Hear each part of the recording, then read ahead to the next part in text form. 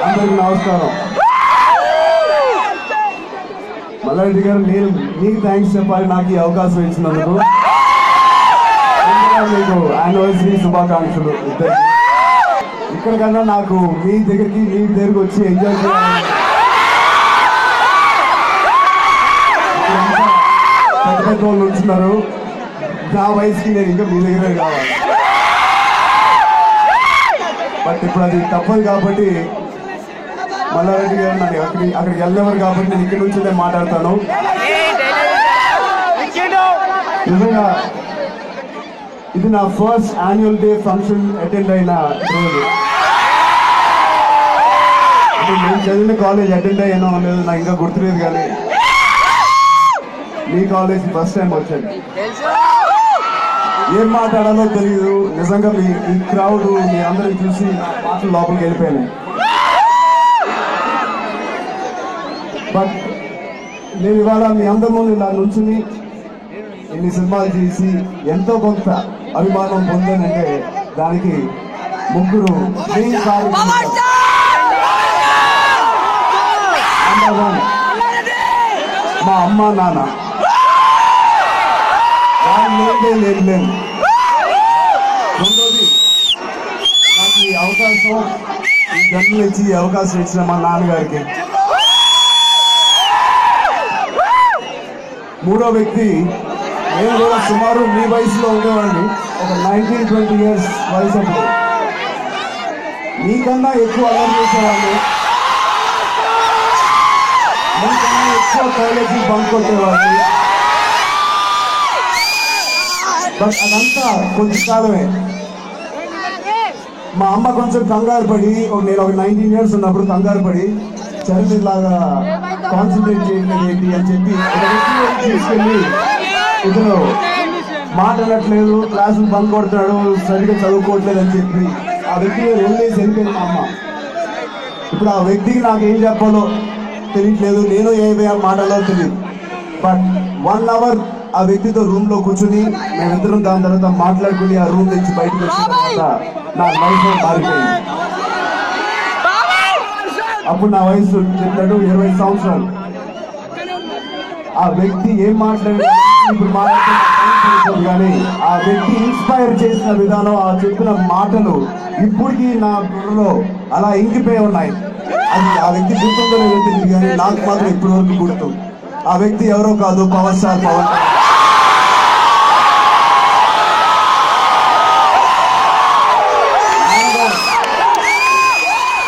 ఒకే మాట అన్నాడు, చరణ్ నాన్నగారు నీకు నాకు ఇచ్చిన అవకాశాన్ని మనం వాడుకోకుండా చెల్లెత్తుకుని చేస్తే నాకన్నా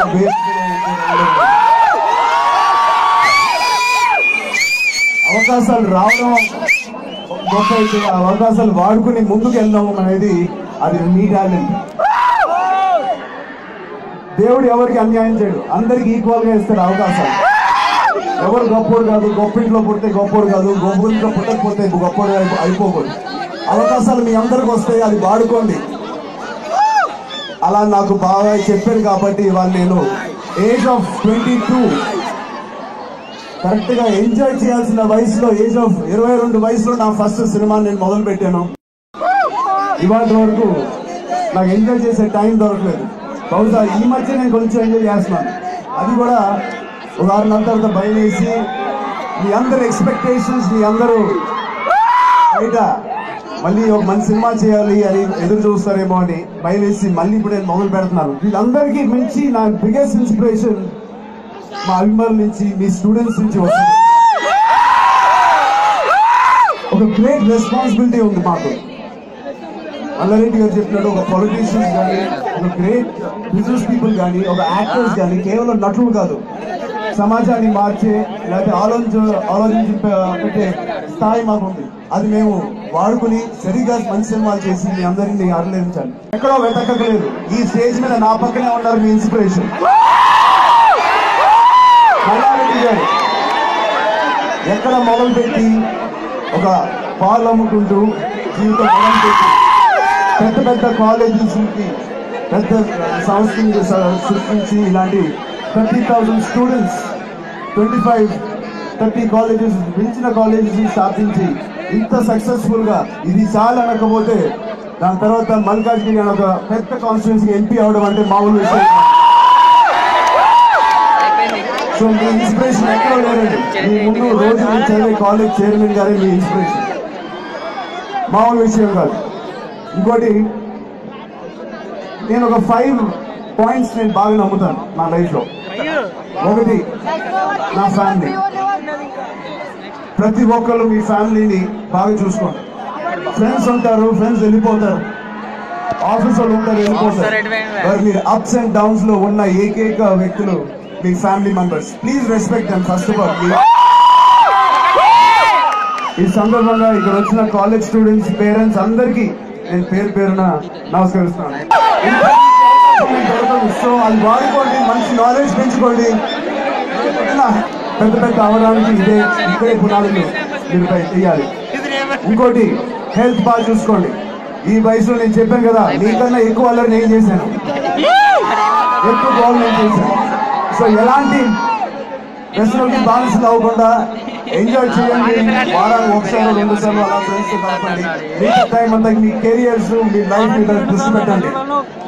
మనందరి ఫేవరెట్ టాపిక్ లవ్.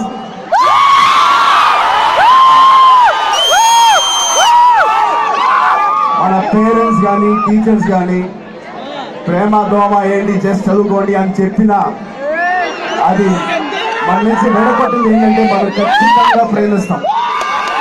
అది మంచిదే.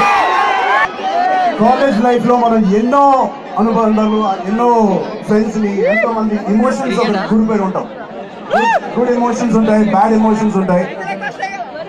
నేను కూడా ప్రేమించాను. బట్ ఏదన్నా మన కంట్రోల్లో ఉండాలి. ఏ వ్యసనం కానీ, ఏ రిలేషన్షిప్స్ మన కెరియర్ ని, మన గోల్స్ ని డిస్టర్బ్ చేయకూడదు. అన్ని పార్ట్ ఆఫ్ లైఫ్. కెరియర్ ఒక పార్ట్ ఆఫ్ లైఫ్, మన ఫ్యామిలీ ఒక పార్ట్ ఆఫ్ లైఫ్, ఎడ్యుకేషన్ ఒక part of life, me love కూడా ఒక పార్ట్ ఆఫ్ లైఫ్ అవ్వాలి. ఏది లైఫ్ అని అనుకోకండి. కెరియర్ నా లైఫ్ కాదు, ఫ్యామిలీ నా లైఫ్ కాదు, లవ్ కూడా నా లైఫ్ కాదు. అన్ని ఒక పార్ట్ ఆఫ్ లైఫ్ కాబట్టి అన్నిటికీ కొంచెం కొంచెం సమయం పాటించండి. బట్ మర్చిపోకండి, ఖచ్చితంగా ప్రేమించండి. దానంత మోస్ట్ బ్యూటిఫుల్ థింగ్ ఇంకోటి ఉండదు. గర్ల్స్, నేను మీకు ఒకటే చెప్తున్నా, ఎక్కడ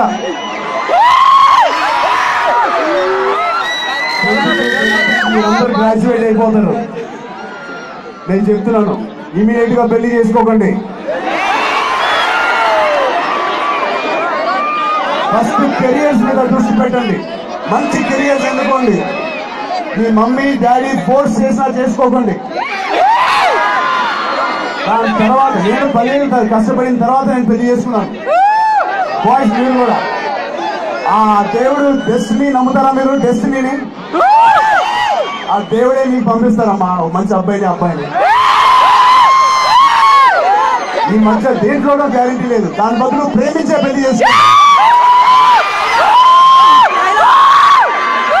మీరు మంచి జాబ్స్ ఉంటే మీ అక్కోళ్ళింటికి వెళ్తే మంచి రెస్పెక్ట్ ఉంటుంది మీకు. ఫస్ట్ ఆఫ్ ఆల్ ఎవరి మీద డిపెండ్ అవ్వకండి. మీరు నేను చెప్పినట్టు రేపు పొద్దున ఫ్యూచర్ మన లేడీస్ కానీ, ఇక్కడ ఉన్న యంగ్ బాయ్స్, మా బ్రదర్స్ అందరూ సో ఇండియా మొత్తం మీ మీద ఆధారపడి ఉంది. మీరు జస్ట్ పెళ్లి చేసుకుని హౌస్ వైఫ్ అవ్వకండి. వద్దని చెప్పినా మీరు కష్టపడండి. మీ జాబ్స్ చేసుకునేటట్టు ఒప్పుకునే ఒక హస్బెండ్ని ఎన్నుకోండి.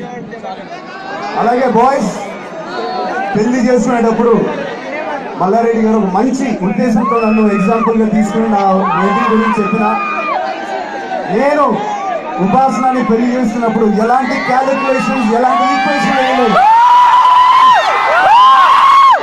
పెద్ద ఫ్యామిలీ, చిన్న ఫ్యామిలీ, అలాంటి ఈక్వేషన్ వేయలేదు. ప్రేమించాను అంతే. ఏ రిలేషన్షిప్ అయినా నిలబడాలంటే ఈక్వేషన్స్ తో నిలబడు, కేవలం ప్రేమతోనే నిలబడితే దాన్ని నమ్మండి. సో ఇలాంటి అవకాశం, మీ అందరినీ కలిసే అవకాశం నాకు ఇచ్చినందుకు మల్లారెడ్డి గారికి, ఆయన ఫ్యామిలీకి, ఆయన ఇన్స్టిట్యూషన్ మళ్ళీ థ్యాంక్స్ చెప్పుకుంటూ, మళ్ళీ ఇలాగా నేను మర్చిపోయి ఒక కాలేజ్ గుర్తు చేసినందుకు మీ అందరికీ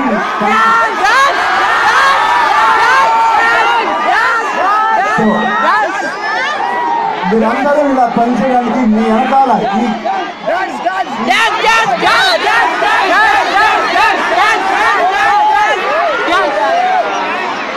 ఓకే ఒక చిన్న డైలాగ్ చెప్పమంటున్నారు. ఏం కావాలి?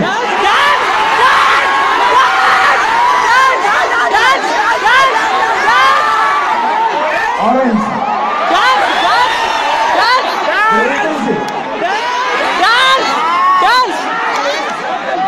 లెక్క ఎక్కువైనా పర్వాలేదు, తక్కువ కాకుండా థ్యాంక్ యూ. అండ్ రేపు ఒక సినిమా ఆడియో ఫంక్షన్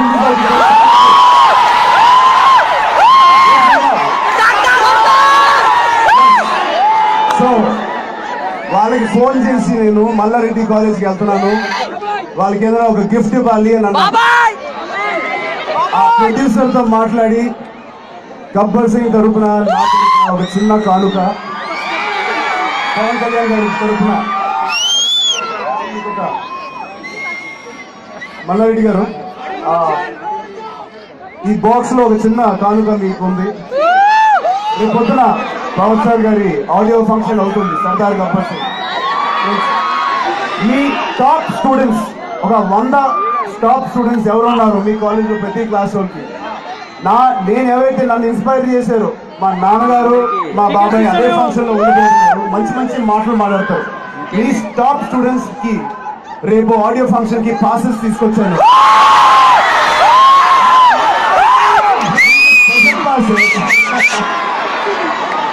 మీరిద్దరు ఆడియో ఫంక్షన్ కాదు మా ఇంటికి రండి, మాతో ఫోన్ చేయండి. సో మీ అందరికీ ఒక చిన్న కానుక మల్లారెడ్డి గారికి ఇస్తాను, అది మీరు టాప్ స్టూడెంట్స్కి ఇవ్వండి.